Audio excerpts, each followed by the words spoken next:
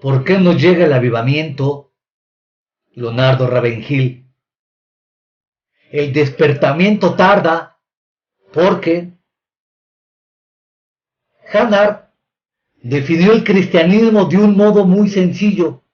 Dijo, es vivir en el tiempo para la eternidad, bajo la mirada de Dios y con su ayuda. O que los creyentes pudieran llegar a ser de veras conscientes de lo que significa la eternidad. Si supiéramos vivir cada momento de cada día bajo la mirada de Dios, si cada acto lo realizáramos a la luz del juicio que ha de recaer sobre todas nuestras acciones, si vendiéramos cada artículo, eleváramos cada una de nuestras oraciones y predicáramos cada uno de nuestros sermones con un ojo a la humanidad condenada y con el otro al tribunal de Dios, entonces tendríamos un despertamiento del Espíritu Santo que conmovería la tierra y en muy poco tiempo salvaríamos a millones de preciosas almas. Los últimos y osados teólogos de nuestros días, los tronos tambaleantes, los incontenibles avances del ateísmo y las pretensiones siempre profanas de total dominio religioso por parte de la Iglesia Católica Romana han de llenarnos de alarma. Ha sido dicho con razón que hay solo 3 clases de personas en el mundo hoy día: los que temen, los que son demasiado ignorantes para temer y los que confían en el Dios de la Biblia. Sodoma, que no tenía Biblia, ni tratados, ni reuniones de oración, ni iglesias, y apenas un solo predicador, fue hallada responsable delante de Dios y fue destruida.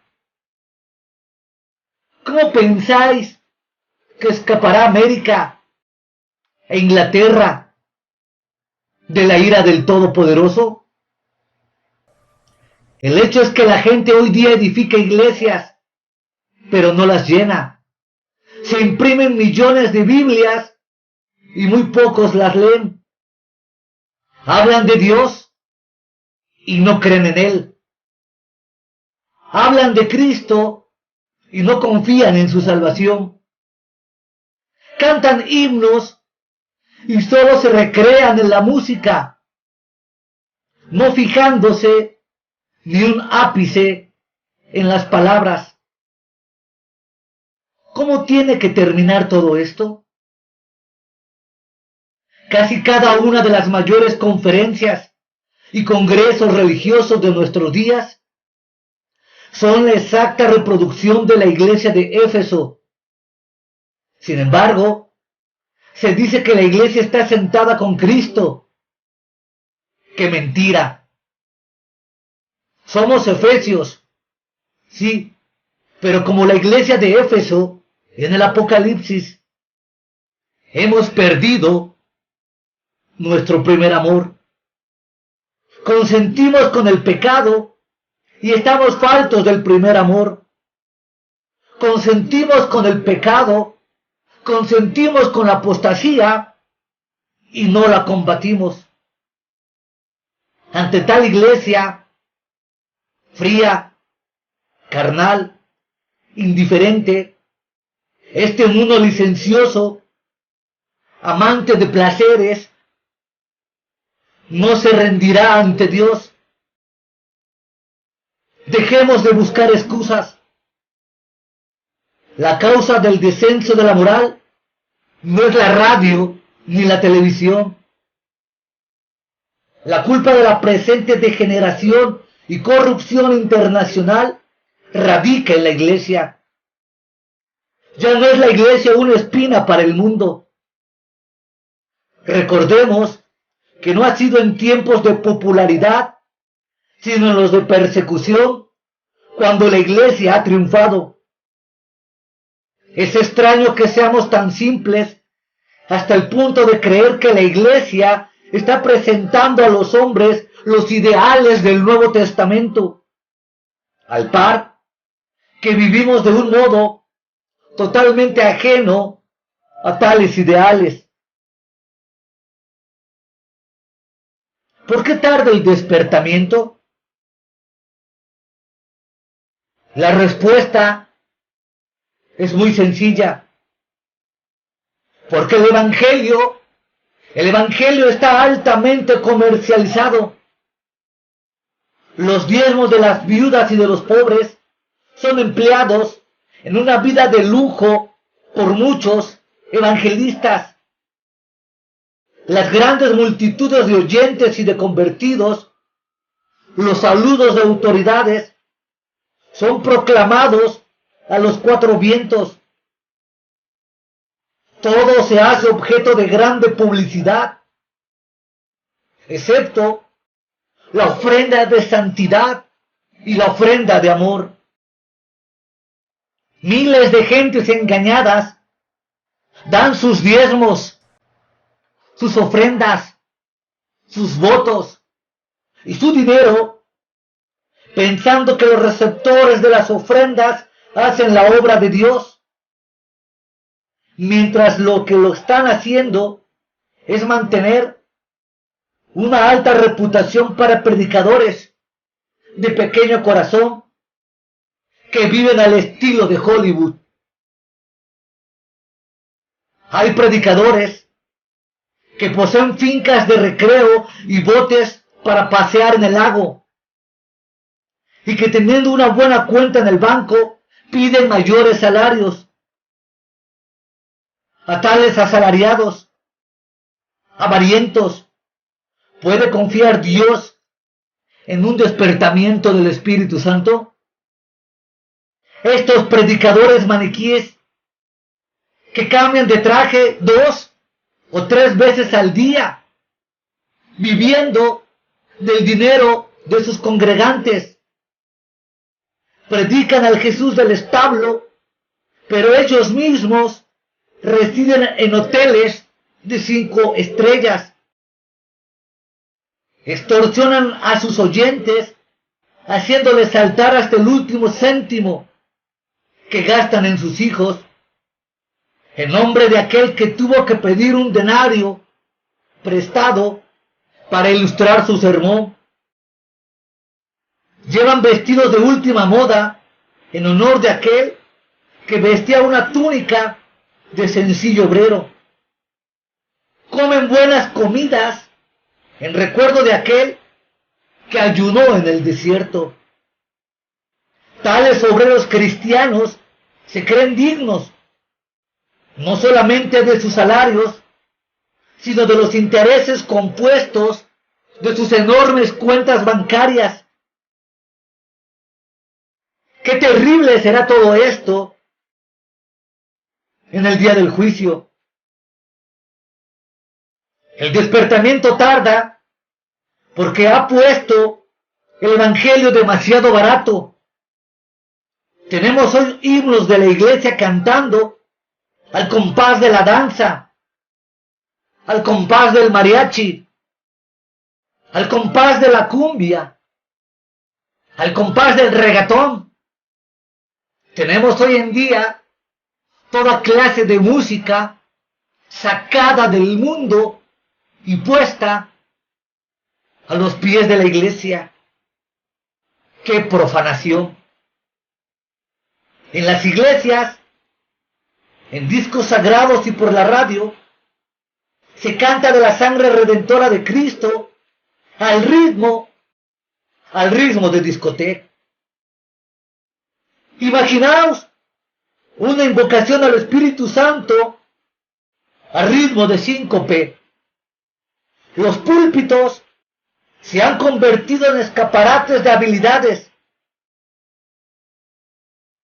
Y al mismo tiempo son verdaderos escaparates de maniquíes. Sería más fácil oír a una rana entonar el claro de luna de Beethoven que a un predicador de nuestros días predicar con aquella unción del Espíritu Santo que ponía a temblar a los creyentes. Los evangelistas hoy día están dispuestos a todo con tal de lograr que unas pocas personas se levanten y vengan al púlpito, evitando mencionar el pecado y la condenación. Grita: ¿quién desea ayuda? ¿Quién quiere más poder? ¿Quién se propone andar más cerca de Dios? Esta fe fácil que hoy día se predica deshonra al Redentor y mancilla el altar. No se dice que el altar es un lugar para morir al mundo y que el altar es un lugar para morir al pecado. Hay que hacerlo fácil, no difícil, exclaman los modernos predicadores del púlpito. Allá se queden los que no quieran pagar el precio de una verdadera conversión a Dios. El despertamiento tarda a causa de la poca atención por las almas. Se emplea poco tiempo en orientar a los buscadores, entre los cuales puede haber algunos anhelosos y sinceros. A veces el inteligente predicador les deja abandonados en manos de algún cristiano con más buena voluntad que palabra acertada, para acudir a la puerta a saborear la crema de las alabanzas de todos sus admiradores. Con tal negligencia espiritual, no es extraño que los fieles se encuentren confusos y aturdidos. El despertamiento tarda a causa del temor. Como evangelistas, somos tímidos respecto a las religiones falsas de nuestros días, como si hubiera más de un nombre por el cual podemos ser salvos. Pero el libro de los Hechos, en el capítulo 4, versículo 12, todavía está en las Escrituras. Al predicador moderno, esto le parece ridículo. Elías se burló de los profetas de Baal, ridiculizando su impotencia. Es mejor destruir a los dioses falsos, como hizo Gedeón, que faltar a la voluntad de Dios. Los cultos sin Cristo y las religiones parásitas que atentan a su divinidad provocan la ira de Dios. No tenemos que sonar la alarma. Ya no somos ni protestantes ni católicos. La iglesia moderna, ¿de qué protesta? Si fuéramos la mitad de los cristianos que profesamos ser, y si tuviéramos una décima parte del amor a la verdad y a las almas que decimos poseer, nuestro pueblo cristiano se vería bañado en sangre a causa de la persecución, pero asimismo lo sería en el fuego del Espíritu Santo. Wesley vio cerradas las puertas de las iglesias de Inglaterra a causa de su intrépido valor. El mismo Roland Hill dijo de él: él y su legión de predicadores, desarrapados, peones, camioneros, labriegos y limpiadores de chimeneas, se dedican a envenenar las mentes de las gentes. Pero Wesley no temió la burla, desafió a los hombres y desafió a los demonios. Si Whitefield fue asimismo ridiculizado del modo más bajo y ruin, Y si los cristianos del Nuevo Testamento fueron apedreados y hechos objetos de ignominia por todas partes, puesto que el pecado y los pecadores no han cambiado, ¿por qué los predicadores actuales no desatamos las iras del infierno? ¿Por qué somos tan normales y tan espléndidamente nulos? Podemos tener tumultos sin despertamientos, pero a la luz de la Biblia y de la historia, podemos tener un despertamiento sin tumultos de oposición. El despertamiento tarda porque nos falta ardor en la oración. Un famoso predicador dijo estas palabras: he venido a esta conferencia con un gran peso en mi corazón acerca de la necesidad que tenemos de orar. Los que compartan este sentimiento conmigo, que levanten la mano, pero sin hipocresía. Hubo muchas manos en alto, pero cuando al final de la semana se invitó a una vela de medianoche de oración, el gran predicador se fue a la cama. No tanta hipocresía, por favor. La sinceridad está fuera de uso. La justicia ya no se conoce. Todo es superficial. El mayor factor que retrasa el despertamiento del Espíritu Santo es la falta de dolores de parto para el alumbramiento de almas regeneradas. Estamos sustituyendo la propagación de los últimos tiempos por propaganda. ¡Qué locura! El Nuevo Testamento pone una valiosa postdata referente a Elías en Santiago capítulo 5, versículo 17, donde dice solamente oró. Si no fuera por ese texto, leyendo el relato del Antiguo Testamento, donde no se habla de sus oraciones, diríamos simplemente: Elías profetizó. No hemos resistido hasta la sangre combatiendo contra el pecado, ni tampoco sudado con agonía del alma, como dijo Lutero. Oramos con una actitud de lo toma o lo deja. Nuestras oraciones son de ocasión y nuestras oraciones son de risa.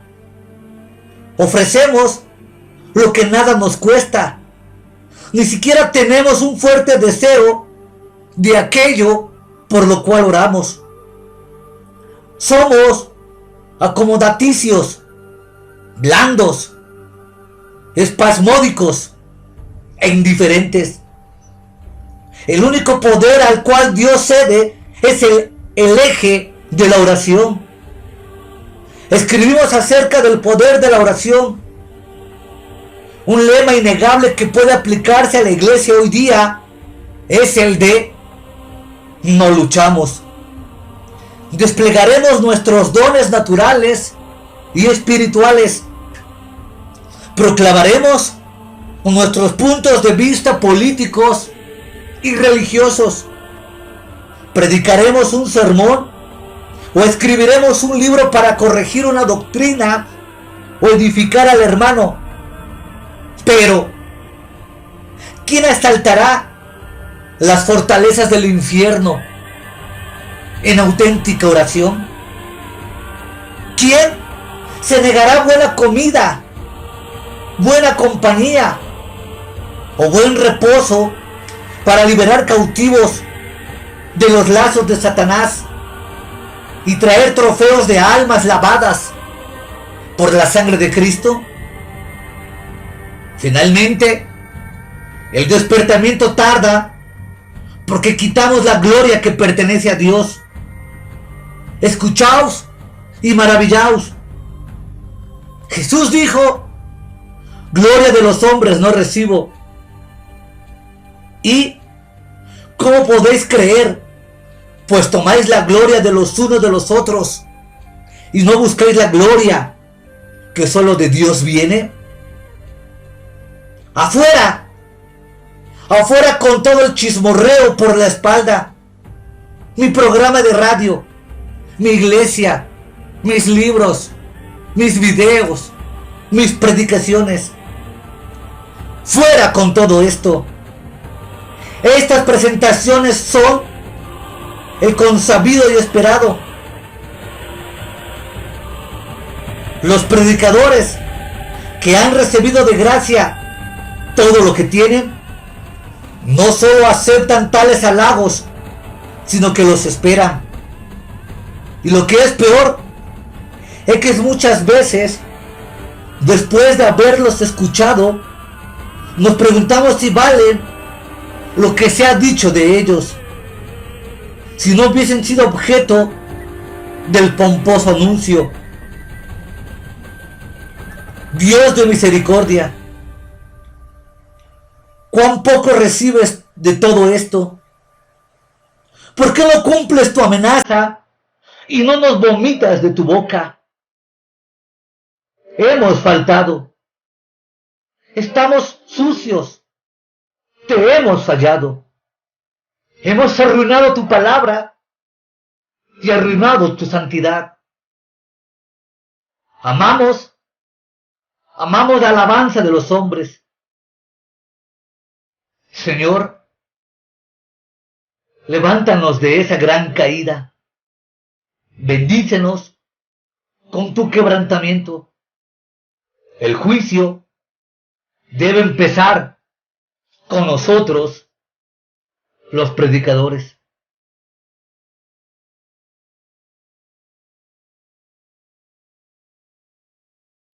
¿Es la predicación ardiente por las almas un arte perdido? Han pasado siglos desde que el reformador suizo Escolampadio formuló la frase: ¿cuánto más harían unos pocos hombres fervientes en el ministerio que una multitud de tibios? El paso del tiempo no ha quitado oportunidad a esta frase. Al contrario, necesitamos hoy más que nunca predicadores buenos y fervientes. Isaías era uno de los tales cuando le oímos exclamar: ¡ay de mí! Pues soy hombre de labios pecadores y habito en medio de un pueblo de labios pecadores. Y Pablo expresaba sus sentimientos con otro ay. ¡Ay de mí si no anunciare el Evangelio! Creo que nadie ha expresado mejor el sentimiento de la magnitud de la tarea de un predicador del Evangelio que Ricardo Baxter Kinderman de Inglaterra, cuando dijo: lo peor que os puede ocurrir es que pudieras cambiar vuestros oficios por el mío. Considero las tareas de los obreros de esta ciudad una verdadera diversión al lado de la mía. Sin embargo, yo no la cambiaría por la de las más encumbrado príncipe. La tarea de los obreros manuales preserva su salud. La mía la consume. Su tarea es fácil. La mía es un dolor continuo. Ellos tienen horas y horas y días de recreo. Yo apenas tengo tiempo para comer y beber. A ellos nada les inquieta cuando han terminado su tarea. Pero yo, cuanto más hago, más odio y encono levanto contra mí. Baxter tenía una idea realmente novotestamentaria del oficio de predicador, ya que, como alguien dijo de él, predicaba como alma agonizante a hombres a punto de morir por toda la eternidad en sus pecados. Una tanda de predicadores de esta calidad salvaría a su generación de las fauces abiertas del infierno. Podemos tener un alto porcentaje de asistencia a la iglesia con un bajo nivel de espiritualidad. Antes se escuchaba a los predicadores modernistas. Hoy la aplicamos a la televisión y al internet. Y aun cuando sé que ambas cosas son ciertas, quisiera preguntar a los predicadores: ¿no ha llegado el momento de confesar como aquel antiguo senador romano? La falta, Bruno, está en nosotros. ¿No es cierto que los grandes predicadores se han acabado y que la predicación ardorosa es un arte perdido? Hemos permitido que sermones de snack bar, colmados de graciosos chistes, burlas y entretenimiento barato, sustituyan el mensaje de vida o muerte a las almas que están entrando perdidas cada día a la eternidad. Procuramos traer en atención o en acción los poderes del mundo venidero en cada uno de nuestros cultos. Considerad al apóstol Pablo, poderosamente ungido por el Espíritu Santo, entró a saco en los mercados, levantó tumultos en las sinagogas y penetró en los palacios. Fue como un grito de guerra en su corazón y en sus labios. Se atribuye a Lenin la frase: nada hay más terco que los hechos.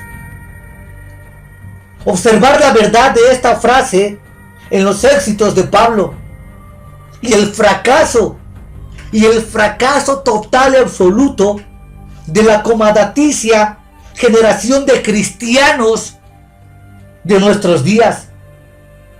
Pablo no era tan solo un predicador de ciudades, sino un agitador de ciudades. Y sin embargo, aún le quedaba tiempo para hacer obra personal, llamando a las puertas y orando por las almas perdidas por las calles.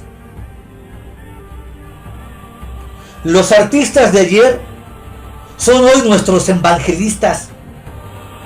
Conozco a un evangelista de fama que rehusó un contrato de 4 sermones de cultos especiales a $500 por sermón.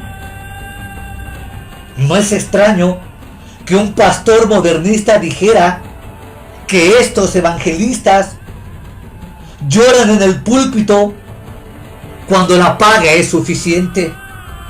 Pero lo cierto es que llorarán como Judas cuando sea demasiado tarde. Los endebles auditorios significarían púlpitos algo más que débiles. Estoy más y más convencido de que las lágrimas son un parte integrante del despertamiento por medio de la predicación. Hermanos predicadores, es tiempo de avergonzarnos de no tener vergüenza. Tiempo de llorar nuestra falta de lágrimas. Tiempo de humillarnos reconociendo que hemos perdido nuestra característica de servidores. Tiempo de gemir por nuestra falta de gemidos por las almas.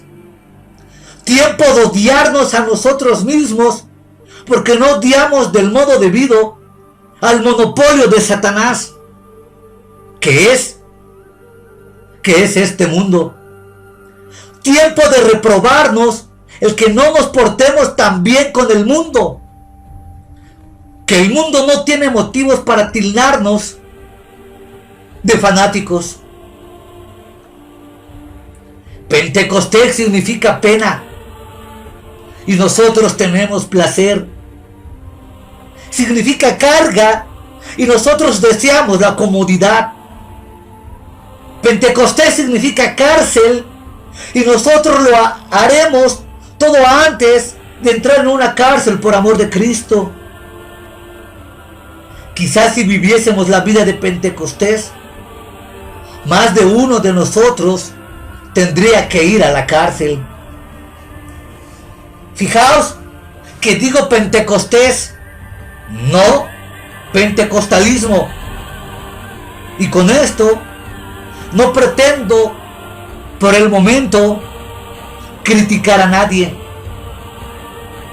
Imaginaos el Pentecostés nuevo testamentario en nuestra iglesia.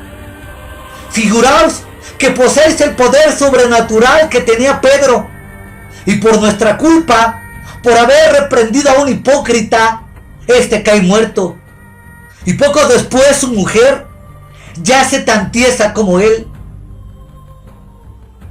¿Cómo lo tomarían las autoridades de nuestros días? O figuraos que como Pablo dejáis ciego a un opositor con una palabra. Seguro que os haría un proceso judicial. Si en estos tiempos modernos ya no puedes levantar la voz en contra del gran pecado de homosexualidad, porque seguro que estos te denunciarían ante derechos humanos y por ende irías a parar a la cárcel. En cambio, el simple menosprecio del mundo que tiene lugar contra cualquier tipo de movimiento religioso es más que lo que nuestros sensitivos caracteres son capaces de sufrir. Apelo de nuevo, como al principio de este capítulo, a una predicación seria y digna. El diablo quiere que nos ocupemos en frivolidades. Muchos de nosotros que preconizamos la vida consagrada, nos entretenemos a cazar ratones, mientras leones destruyen la heredad. No sé lo que ocurrió mientras Pablo estuvo en Arabia. No he podido encontrarlo en la Biblia.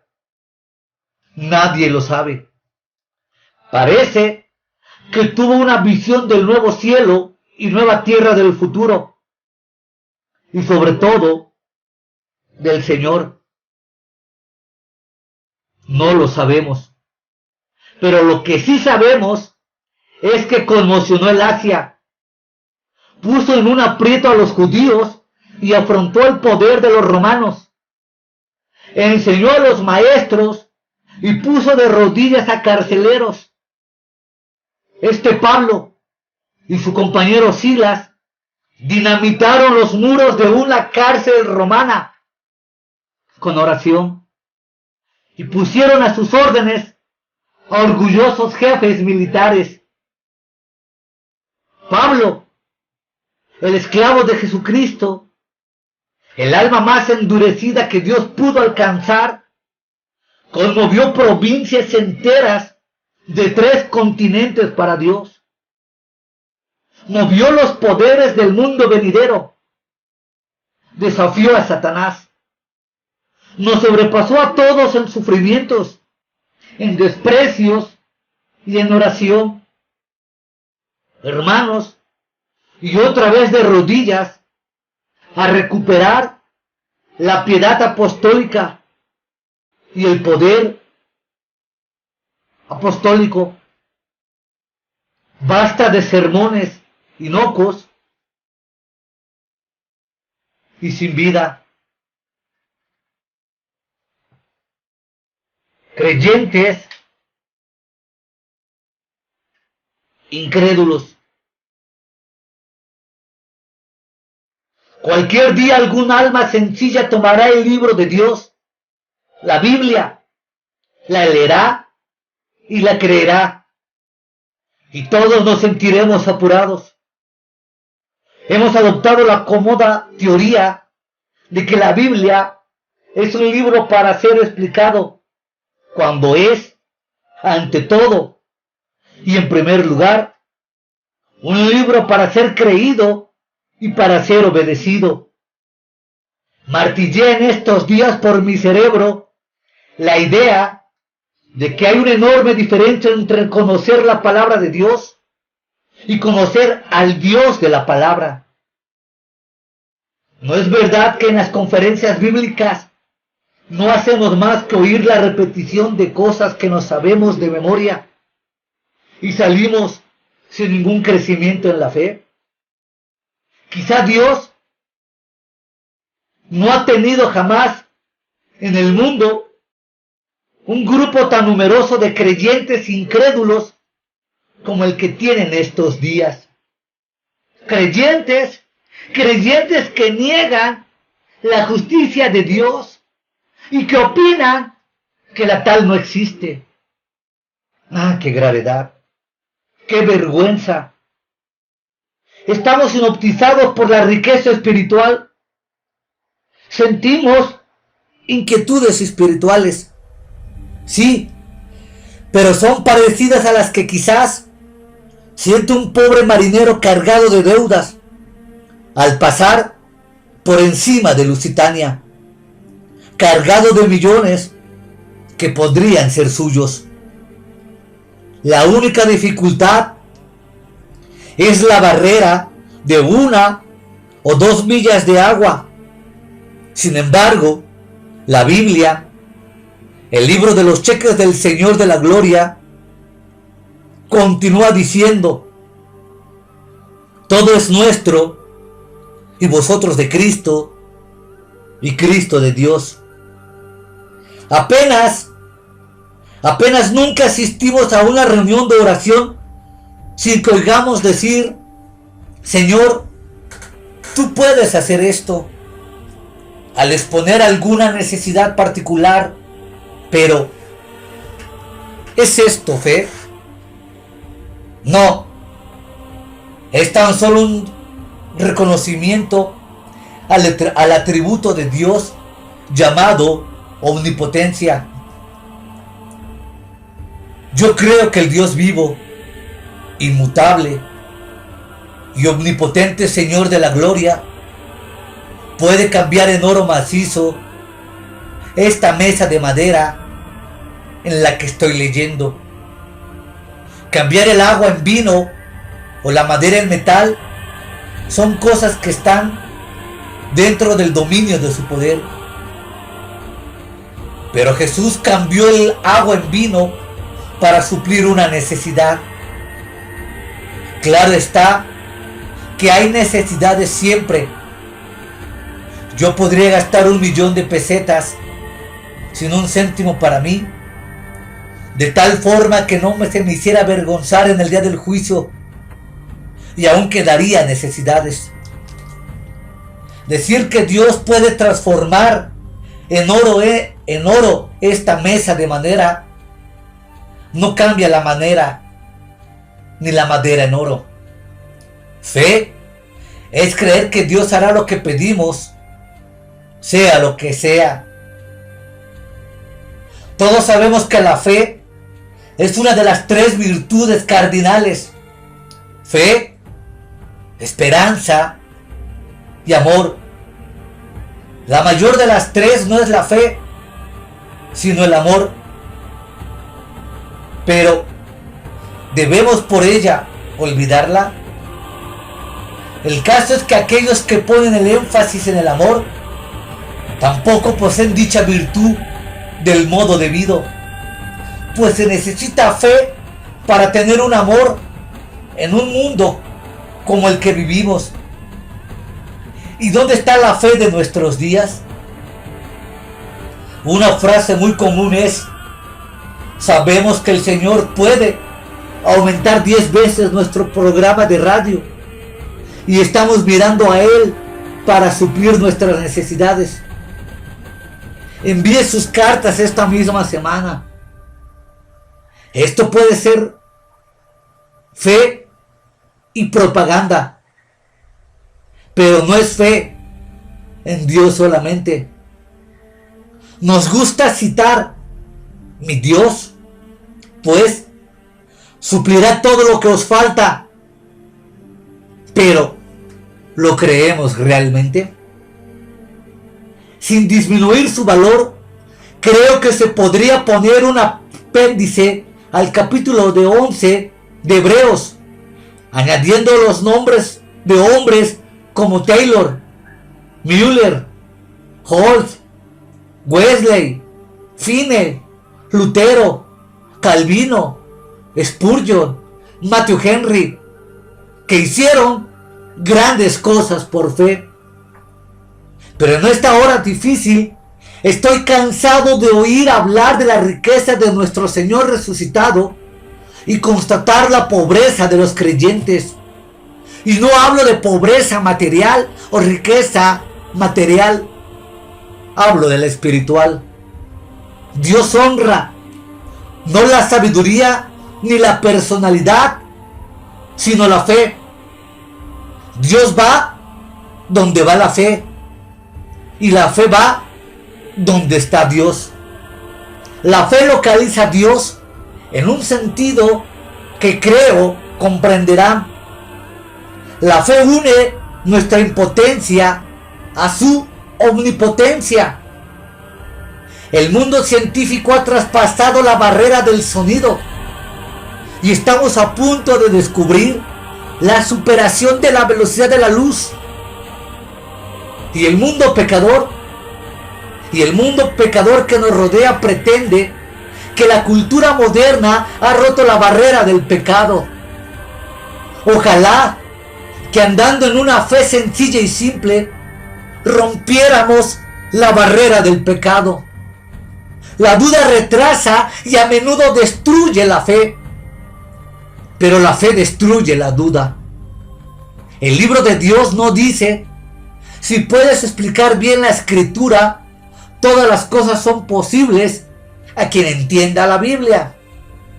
Dios es un ser que no podrá ser jamás explicado en el presente, y pienso que no lo comprenderemos ni aún en la eternidad.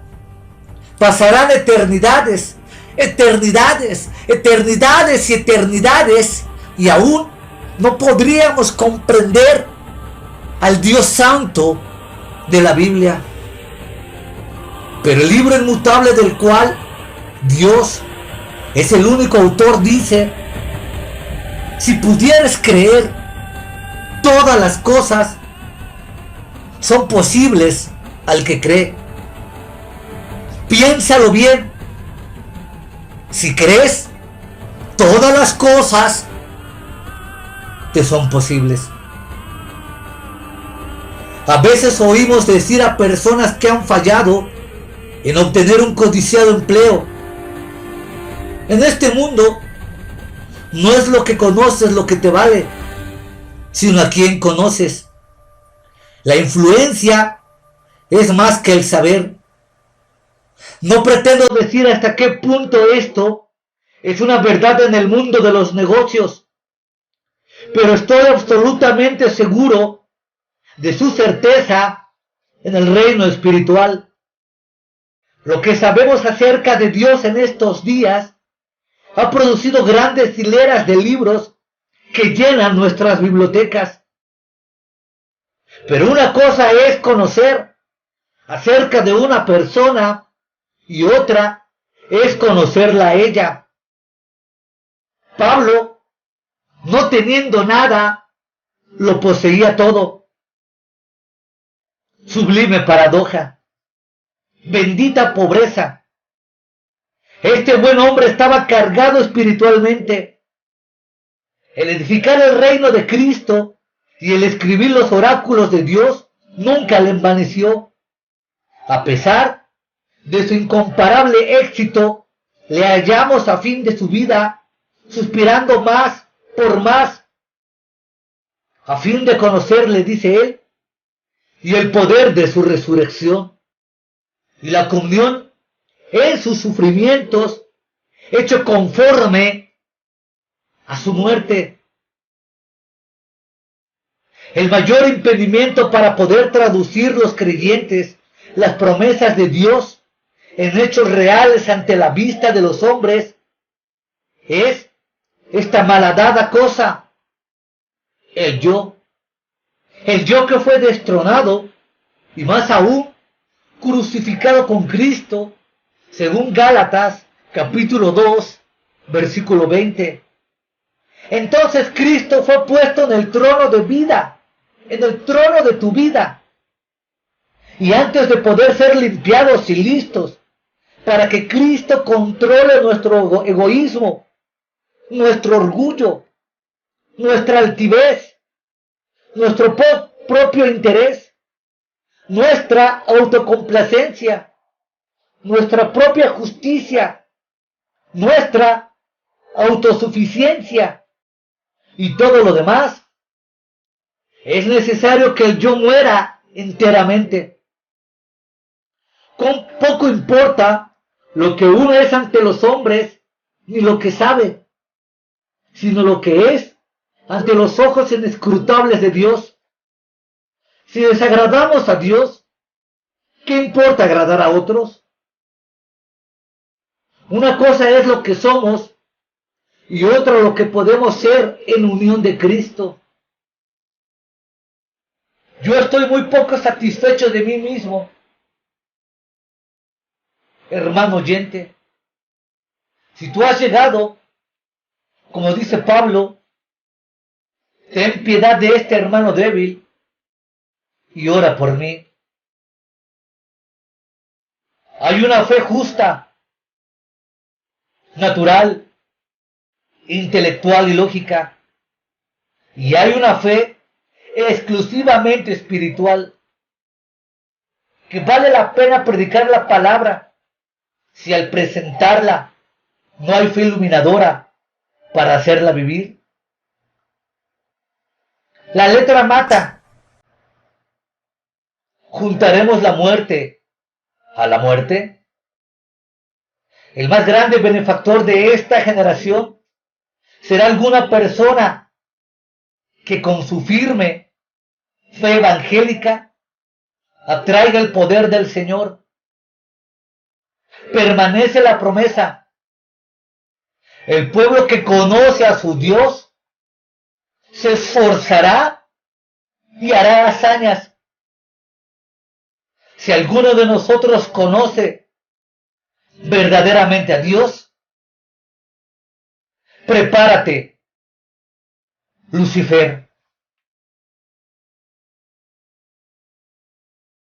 Se necesitan profetas para el día del desastre. La cabeza de Pablo estaba ya casi en la boca del león. ¿Qué importaba? Ante Agripa, este valeroso discípulo no tenía nervios ni reservas. No puede tener su lengua atada en ninguna ocasión ni en ningún lugar. El valor físico hace a los hombres valientes de una manera, y el valor moral, que desprecia las opiniones de los hombres, sean cuales fuere, da fortaleza en otra forma. Ambos tipos de valentía hacían a Pablo un cristiano como Daniel en una fosa de leones romana. Los hombres pueden tratar de destruir el cuerpo de un profeta, pero no pueden destruir al profeta. El reloj suena a la medianoche mientras estoy leyendo y una abertura en la ventana muestra un cielo negro. Transferida la figura al terreno moral, diremos que es un cielo sin una estrella guiadora. Vengamos al terreno de la religión. Calculad cuántos auditorios aparecen en la televisión escuchando a grandes televangelistas. Habladme de cuántos hombres inteligentes están trabajando en el evangelismo en este momento. Citadme el número de convertidos en estos últimos años. Y cuando lo hayas hecho, os responderé con voz de trueno que la luna del despertamiento todavía no se ha levantado en esta generación abocada al infierno, que ha rechazado a Cristo y está a punto de aparecer ante el juicio. Ya no nos sentamos con gusto en Sion para deleitarnos en la palabra de Dios. Han pasado aquellos tiempos. Vamos a la iglesia a dormir. Vamos a la iglesia a entretenernos como un verdadero circo religioso. Vamos a la iglesia a cantar y a bailar. Las columnas se han convertido en almohadas. ¿Cómo empecé a decir? Cuando Pablo está ante Agripa, tiene su cabeza en mitad de la boca del león, sintiendo que los pies de los enterradores de huesos no están lejos. Sin embargo, logra que este rey inmoral tiemble y le diga: por poco me persuades para ser cristiano. Y hace que Festo, olvidando las buenas maneras, se incline hacia el preso y exclame: estás loco, Pablo. Las muchas letras te vuelven loco. A lo que Pablo replica: no estoy loco, excelentísimo Festo. Pero decidme, ¿cuántos predicadores hoy día el eterno evangelio se predica? ¿Hay alguien que haga pensar que está fuera de sí loco o no? Por el contrario, tenemos muy cuenta la colecta que va a seguir. Estamos muy preocupados en recoger los diezmos a nuestros congregantes. Basta aclarar que el Cristo de Dios nunca predicó los diezmos, ni los enseñó, ni los recogió. La prédica de los diezmos modernos es una astucia y un fraude religioso moderno, donde los pastores apóstatas se han enriquecido violentando la palabra de Dios. Así, el mantener nuestro buen nombre, que las gentes nos tengan en aprecio para el futuro, es lo único que importa hoy. Los metodistas de Inglaterra acaban de celebrar su convención, una reunión anual que Juan Wesley inició en el año 1784 y esta vez se ha celebrado en Newcastle, Inglaterra, en 1958. A pesar de los colosales esfuerzos realizados en los últimos 2 años en pro del evangelismo, prosiguiendo el cuidado de los profesantes, era reconocido casi con lágrimas que el fuego evangelístico estaba apagado. Hay entre ellos hombres de gran mente, gran visión, y que así lo reconocen. Por ejemplo, Edward Saister, teólogo, erudito y ahora presidente del Comité de Misiones Domésticas del Metodismo. Este hombre clave no rehúsa reconocer que el metodismo está enfermo.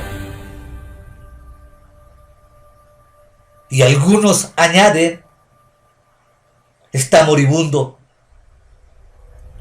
Las declaraciones de este hombre son conmovedoras. Dice: estamos combatiendo algo profundamente arraigado en el alma de la nación. Para esta profunda enfermedad necesitamos una terapéutica poderosa de rayos X que no hemos encontrado. Y añade: pienso sinceramente que el agnosticismo está floreciendo en Gran Bretaña, en lugar del gran despertamiento religioso que los metodistas esperábamos con fervor. El año pasado, el número de miembros de nuestras iglesias fue inferior al que teníamos hace 13 años. Y no menos de 100,000 niños han cesado de asistir a la escuela dominical. Cada año, durante los últimos 12 años, el número de pastores ha ido disminuyendo. Descendió en 276 el año pasado. El doctor Saint-Ster escribió hace 20 años: ¿puede el metodismo renacer teniendo un cáncer en el corazón?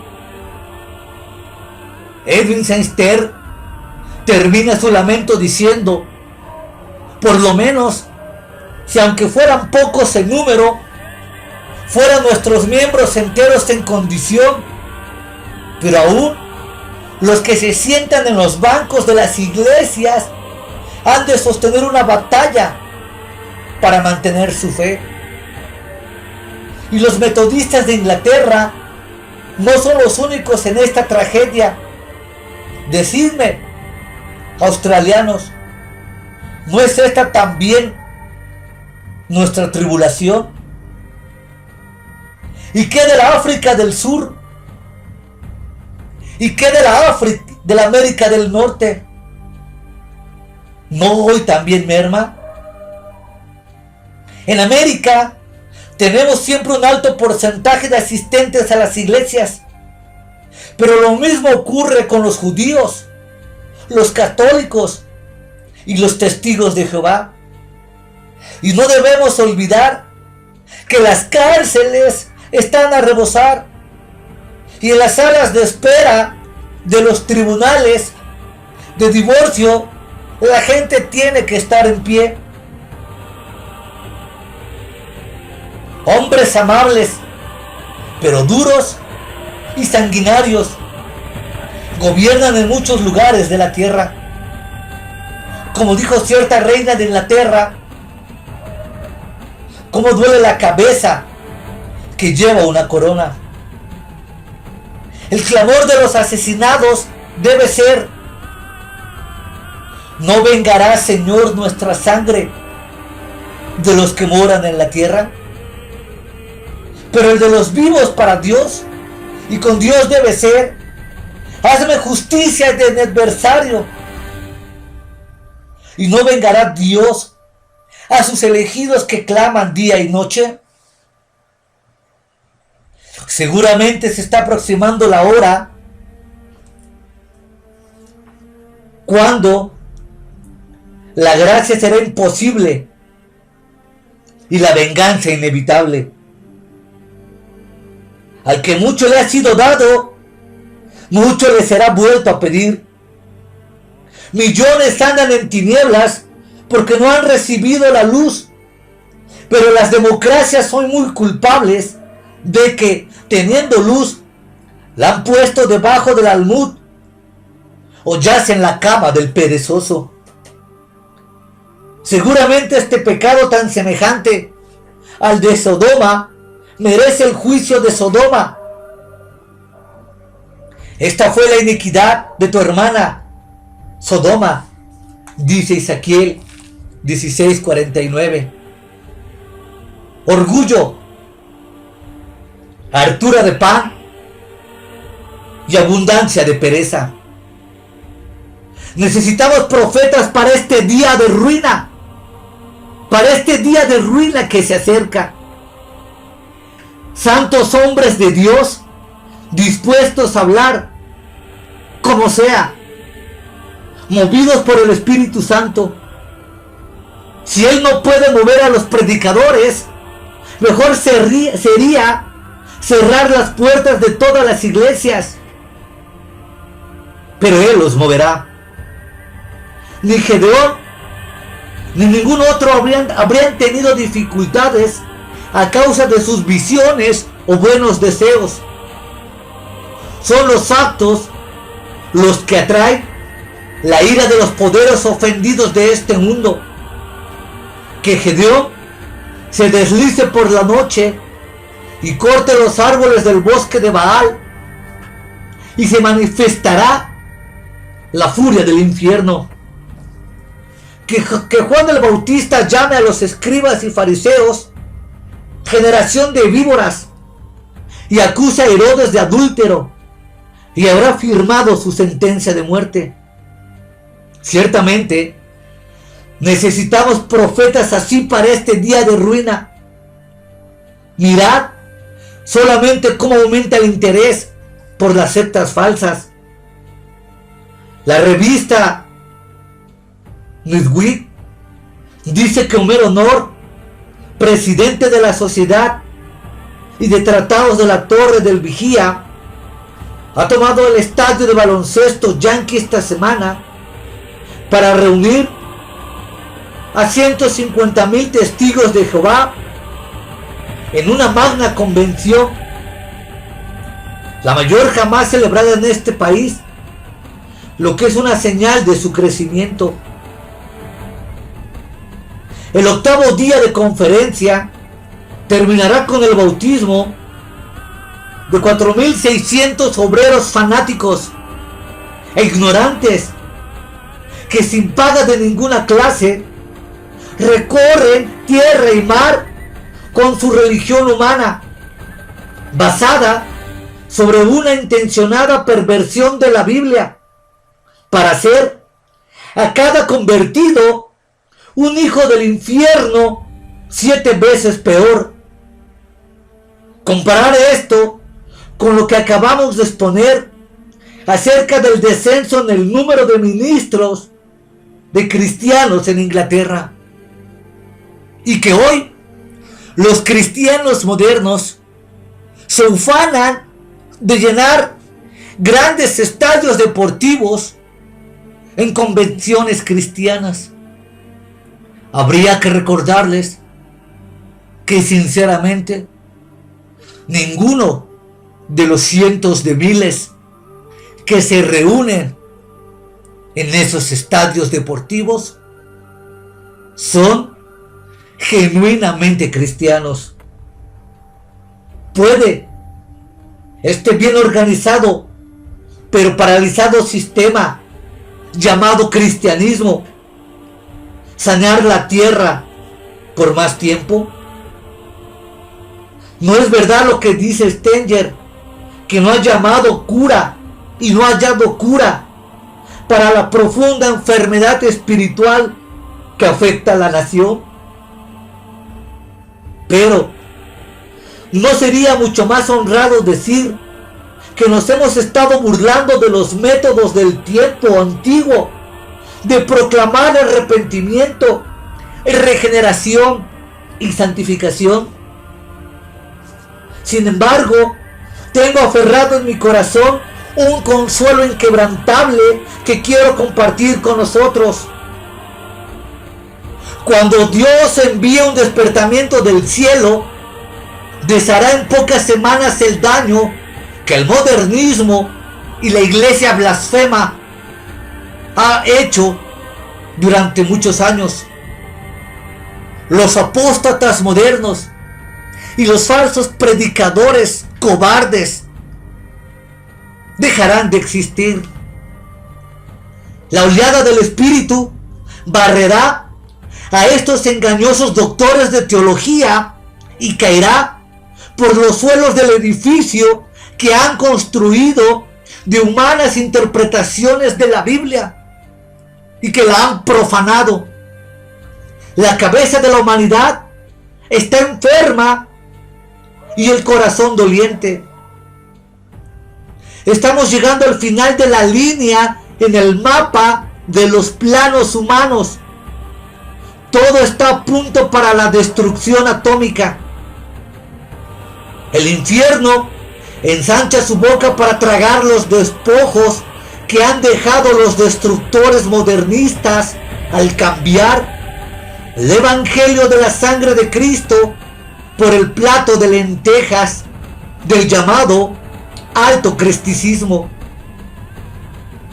Con mentes turbadas y corazones aterrorizados, contemplarán estos hombres su gran locura. Ejército del Señor, despierta, vístete de fortaleza. Esta Esta es la hora del despertamiento. Esta es la hora de la ruina. ¿Dónde están los hombres de Dios? Los profetas pueden realizar milagros, pero deben tener un mensaje. Y un mensaje de lo alto. A su propia manera, las gentes mundanas, confundidas, están diciendo: hay palabra del Señor. Ellos saben que no hay palabra autorizada de ninguna otra fuente, porque Dios no puede mentir. El capítulo 2 de Joel y el 3 de Malaquías tienen que tener cumplimiento. El Señor, a quien buscáis, vendrá de repente a su templo. Cuánto consuelo esto da. En un momento, el desastre. En el próximo, la liberación. 10 minutos antes de que apareciera Juan el Bautista, nadie sabía que existiera un tal hombre. Como fue, así será. Dios levantará algún hombre de corazón y voluntad. Hombres ocultos en este mismo momento aparecerán de pronto con el poder del Espíritu Santo, anunciando las ardientes verdades que este pueblo debe escuchar. Sus palabras arderán como metal fundido.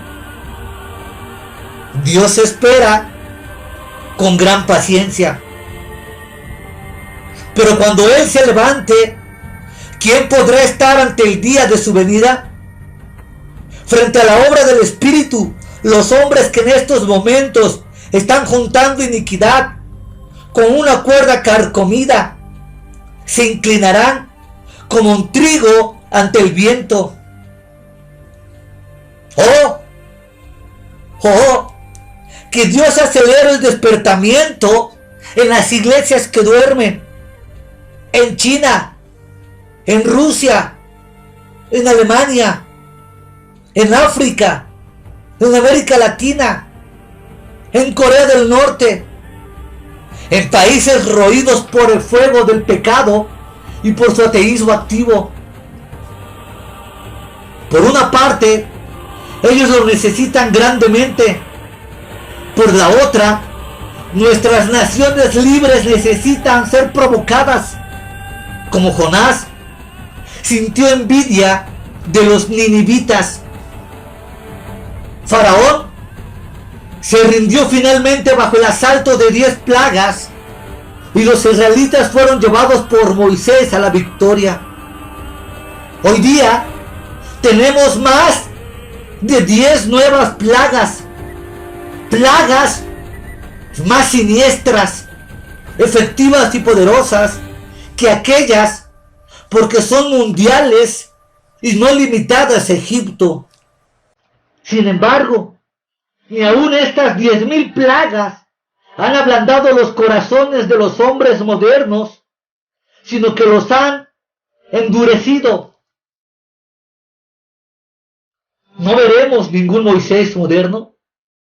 Tenemos que permitir que esta generación permanezca en esclavitud del pecado, estando nosotros sentados indolentemente, sin hacer nada.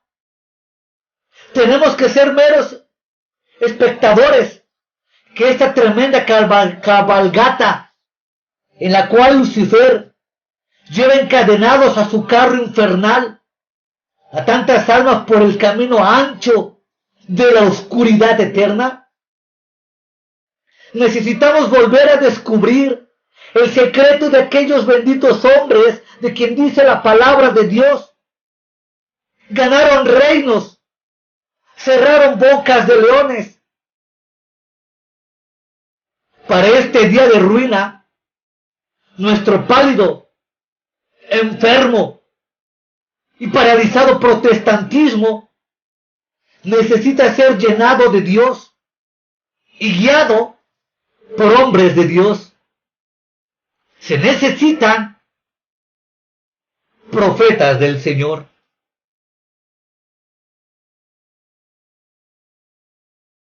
Fuego enciende fuego. Los hombres de oración deben ser hombres de acero, pues serán atacados por Satanás aún antes de empezar ellos a atacar su reino.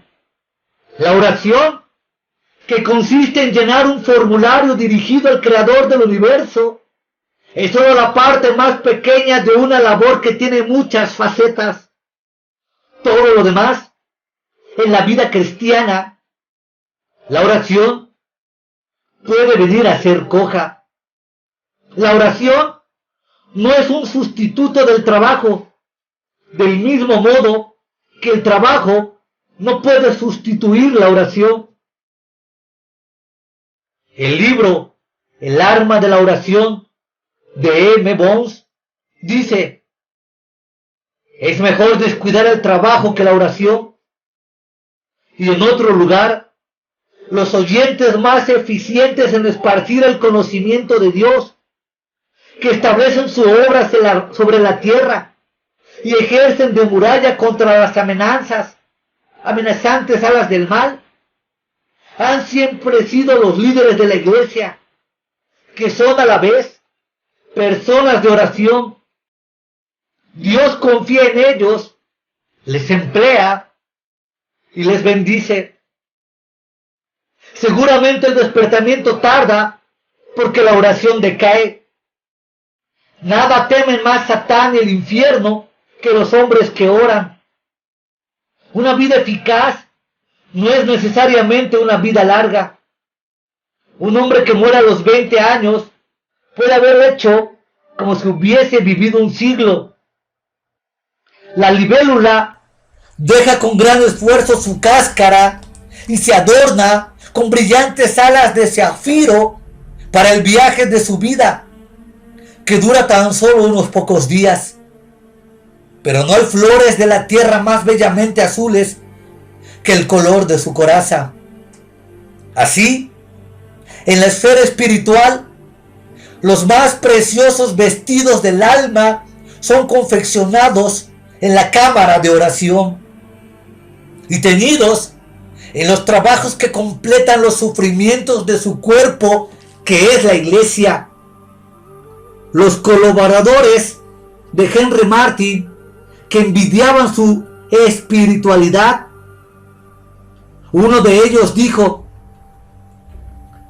quien pudiera imitar sus virtudes, su elevada piedad, su diligencia, su superioridad sobre el mundo, su amor a las almas, su destreza en aprovechar todas las ocasiones para hacer bien espiritual a los que le rodeaban, su profunda visión de Cristo y su carácter celestial.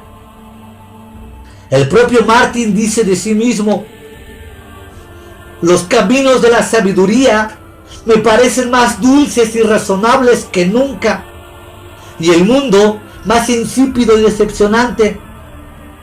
La única cosa que lamento es mi falta de poder y de fervor en la oración privada, especialmente cuando oro por los paganos. En proporción a la luz que tengo, no poseo el ardor que debiera tener. ¿Puede alguien arrojar la primera piedra en cuanto a esto a Henry Martyn?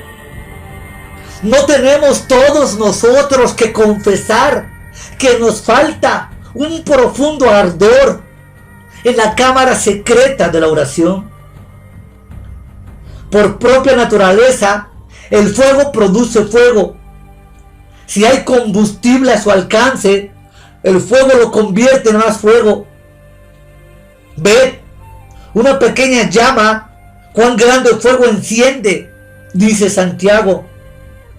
El fuego no puede producir hielo, ni el diablo puede producir santos. Así, Pastores fríos no producen guerreros en la oración.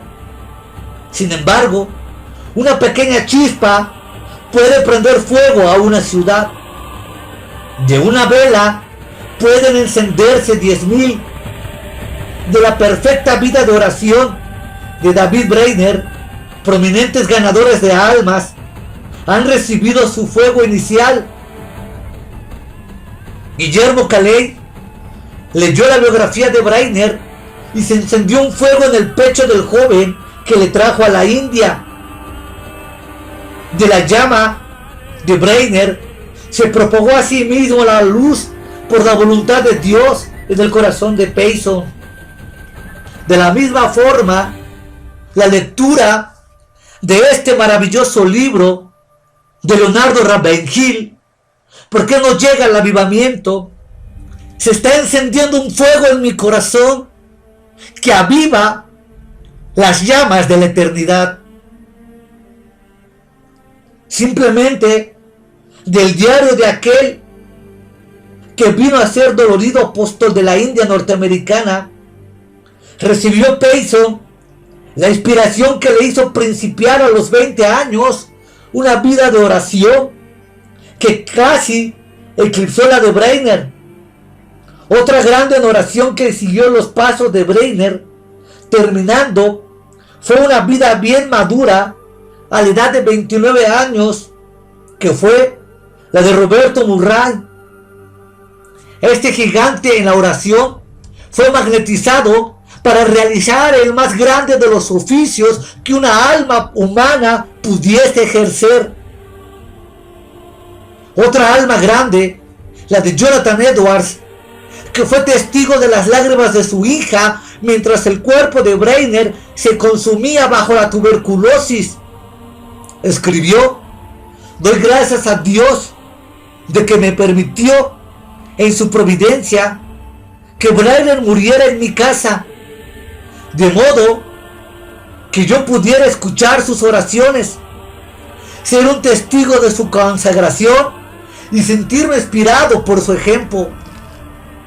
Cuando Brainerd estaba muriendo, Wesley empezaba su vida de conquista espiritual. Wesley dijo: ¿qué se puede hacer para reavivar la decaída hombre del Señor? Si el incansable evangelista que conmovió 3 continentes dio renglón seguido a la respuesta, que cada predicador les lea con atención la biografía de David Brainerd.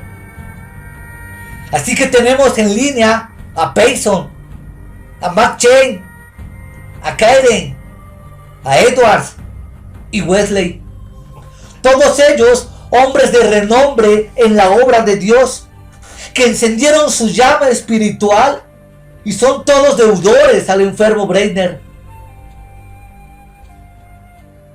Hemos llegado al clímax del conflicto espiritual de los siglos y nos hemos encontrado con esta corrompida, cualquier cosa menos bíblica, mezclada con el mundo y deshonrando al que llaman su Señor.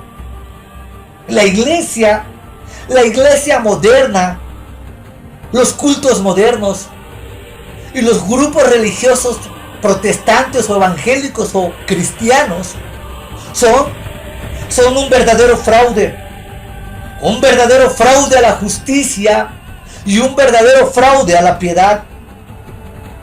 Nadie puede añadir un hombre indigno a su lista, ni puede borrar de ella un hombre digno. Esta iglesia todavía existe, gracias al Señor, como un pequeño rebaño en el mundo. Vive y se mueve. Son los que no han doblado las rodillas delante de la prostitución moderna evangélica, teniendo todo en oración. La oración es el sincero deseo de la verdadera alma convertida. Como la primera bomba atómica sacudió Hiroshima, así la oración es lo único que puede desatar el poder que ha de sacudir los corazones de los hombres, el paganismo oculto que tenemos a nuestras puertas, estos templos idólatras y estos millones de almas magnetizadas por el pecado serán vueltas a Dios cuando la iglesia sea vuelta a Dios. El diablo trata de apartarnos con toda clase de trampas de la cámara cerrada de la oración, pues por la oración el hombre se une a Dios y con esta unión el diablo es derrotado. Él lo sabe, que si la cámara de oración está cerrada, la mente es llevada de toda clase de imaginaciones superfluas que hacen tanto o más importante que la vida real. Tenemos que luchar para nuestra propia defensa por medio de la sangre. Otro medio útil para librarnos de pensamientos errantes y ayudarnos a la concentración cuando oramos es hacerlo en voz alta o dando alguna expresión labial sin ser ruidosa. Habiendo así ganado la victoria sobre Satanás, nuestro próximo recurso son las excelentes grandezas y preciosas promesas de Dios.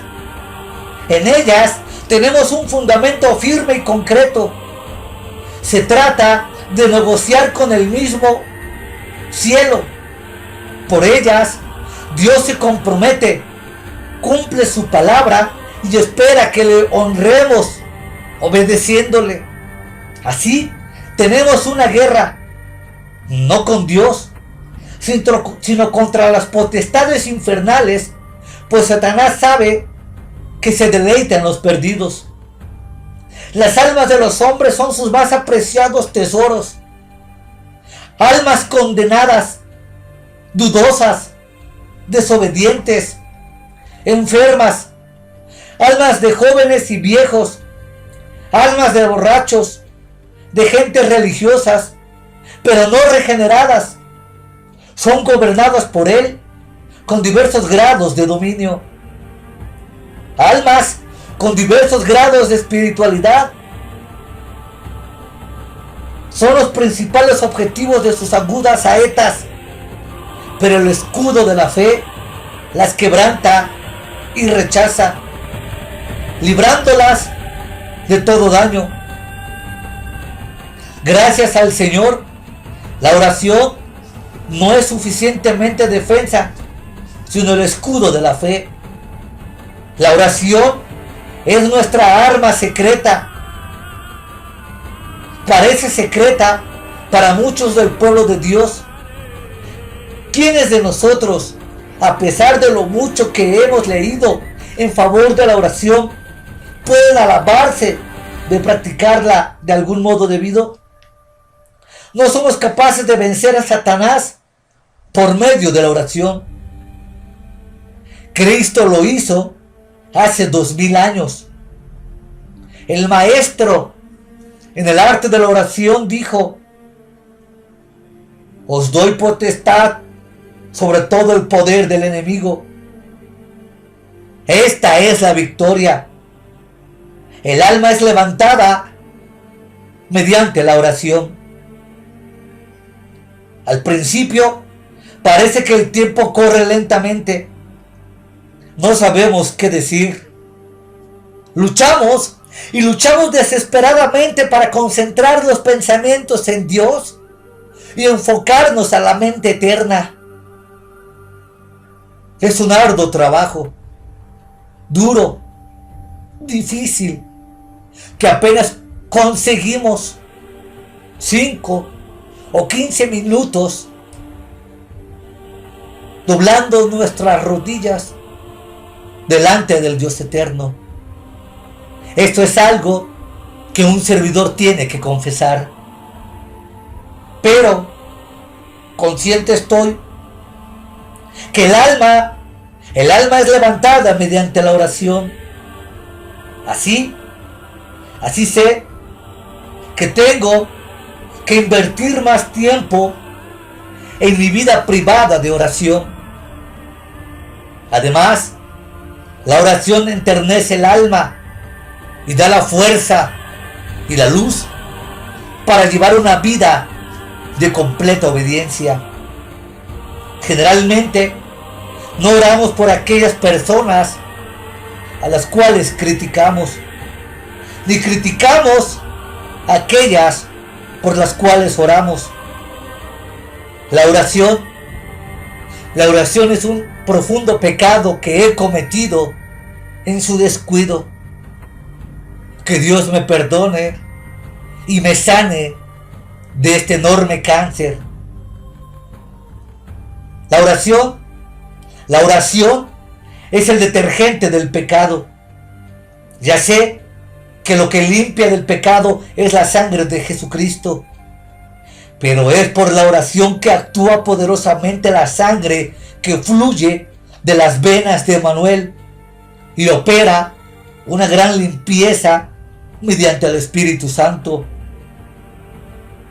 A Satanás no le importa, creo yo, que avancemos hasta el conocimiento de la Biblia, con tal que nos abstengamos de orar, lo cual es el cumplimiento de la instrucción que recibimos por el estudio de la palabra.